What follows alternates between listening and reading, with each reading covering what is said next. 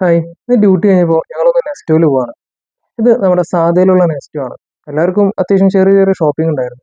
എനിക്കൊരു ജീൻസ് എടുക്കണമായിരുന്നു. അപ്പോൾ പിന്നെ ഞാൻ വേഗം അതിന്റെ സെക്ഷനിലോട്ട് പോയി.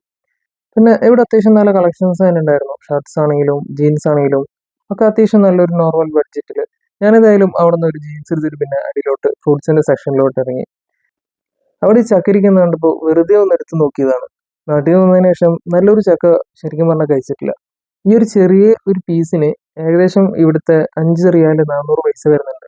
അതായത് നാട്ടിലൊരു 1200 രൂപ അത്രക്കേ ഉള്ളൂ. പിന്നെ ഈ ഒരു സാധനം ഇതെന്താണെന്ന് എനിക്ക് മനസ്സിലായില്ല. അപ്പോൾ വെറുതെ ഒന്ന് എടുത്ത് നോക്കിയാണ്. ഒരു ചെറിയൊരു തക്കാളി പോലത്തെ. ഇതിന്റെ പേരറിയാവുന്നവരുണ്ടെങ്കിൽ ഒന്ന് പറയണേ. പിന്നെ ഈ സാധനം കണ്ടോ.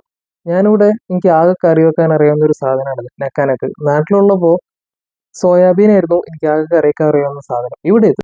പിന്നെ ഈ ചെടി കണ്ടോ. വീട്ടിലൊക്കെ ചട്ടിയിൽ നിറഞ്ഞിരിക്കുന്ന ഒരു സാധനമാണ്.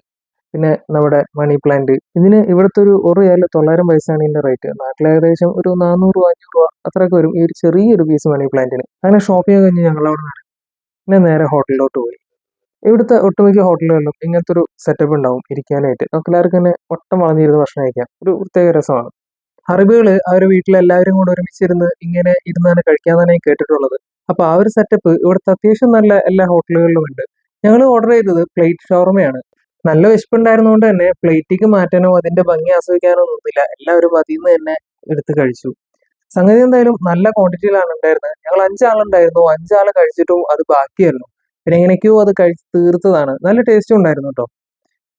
ഈ ഹോട്ടലിന്റെ കറക്റ്റ് ലൊക്കേഷൻ വരുന്നത് സാധാ നെസ്റ്റോന്റെ ഓപ്പോസിറ്റ് തന്നെയായിട്ടാണ്. ഗ്രാൻഡ് ഇസ്താമിൽ എന്നാണ് ഹോട്ടലിന്റെ പേര്. അപ്പൊ പറ്റുന്നവരൊക്കെ ഒന്ന് പോയി ട്രൈ ചെയ്ത് നോക്കാം. നല്ല വെർത്താണ്. ഫുഡൊക്കെ നല്ല ടേസ്റ്റ് ഉണ്ടായിരുന്നു. അങ്ങനെ ഞങ്ങൾ അവിടെ നിന്ന് ഇറങ്ങി ഒരു ചായ കൂടി കുടിച്ചിട്ട് റൂം പോകാന്ന് വിചാരിച്ചു. അങ്ങനെ ചായ കുടിക്കാനായിട്ട് ഞങ്ങൾ വന്നത് ടീ ടൈമിലാണ്. ഇവിടുത്തെ ചായയും കട്ടനും എല്ലാം നല്ല ടേസ്റ്റ് ആണ്. ടീ ടൈം ഇവിടെ അത്യാവശ്യം ഫേമസ് ആയിട്ടുള്ള ഒരു ടീ ഷോപ്പാണ്. അപ്പോൾ നമ്മുടെ ഇന്നത്തെ വീഡിയോ ഇത്രേ ഉള്ളൂ. വീഡിയോ ഇഷ്ടപ്പെട്ടാൽ സബ്സ്ക്രൈബ് ചെയ്യാൻ മറക്കരുത്. Thanks for watching.